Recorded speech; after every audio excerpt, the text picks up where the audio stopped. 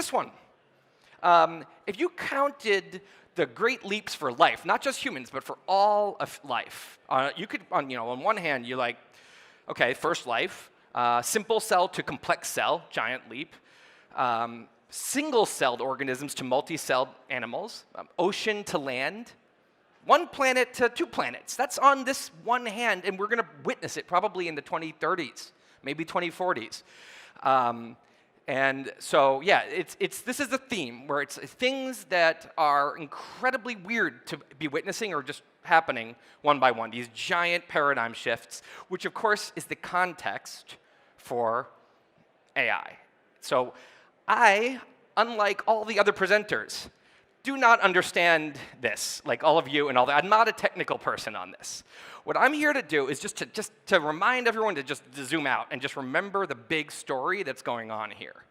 And so that's this context, is like that we live in this crazy anomaly, and things are changing incredibly rapidly, and of course, this is the best example of it. Now, I first wrote about this in 2015.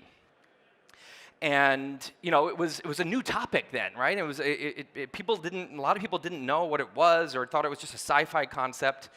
And I remember, I was trying to understand, narrow intelligence versus general intelligence, super intelligence, and one of the themes back then was that AI is great at doing stuff that involves thinking, but it's actually not good at stuff that we do without thinking, like walking, or seeing, vision, right? Or you could say, so like to an AI, beat the world chess master in chess, and the AI is like, easy.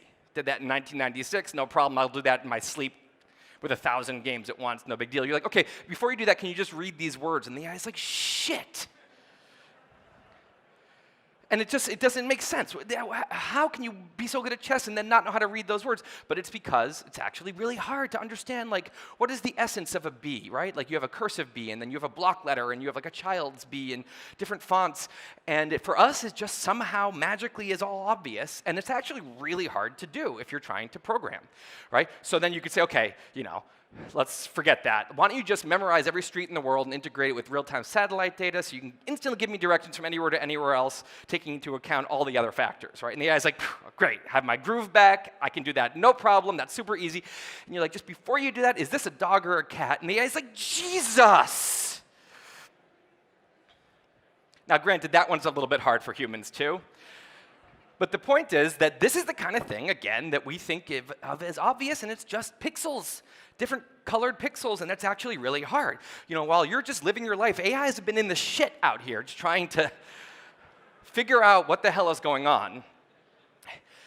But now, this is still a general story, right? These things are still hard, but from 2015 to today, I've been watching this story, and it's like a lot of things that really seem like, well, that's going to be a hard one, or maybe AI will never be able to do that. Kind of one by one, they seem to be happening. This is, of course, a famous example. You probably have heard of AlphaGo, and this is, of course, a very complex game with 19 by 19 boards. So chess, people thought AI wouldn't be able to win in chess, and it did, right? IBM's Deep Blue beat Garry Kasparov in 1996 and never looked back. But this seemed like next level. It was just too many variables to brute force it. It's like the amount of atoms in the universe is the amount of configurations that you could have of one of these games.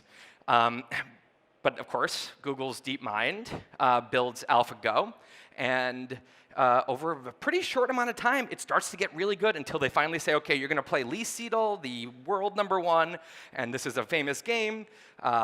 And what happened was there was this, if you watch the documentary, there's a broadcaster, and there's this move that the AI made, that AlphaGo made, and the broadcaster said, okay, see, there's a mistake. Not so good yet, because if you look, no other tile is more than 3 squares from the edge, except for that one, because that's just bad form. You don't do that in Go.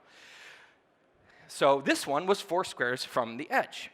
And what no one saw yet was that these 2 squares, these 2 tiles down there, 100 moves later, we're going to connect to that for a winning play, right? This is just mind-blowing. People didn't realize that that could be a good play. Now people are learning from the AI. So the AI, of course, won. And again, like chess, has not looked back. It's kind of a theme.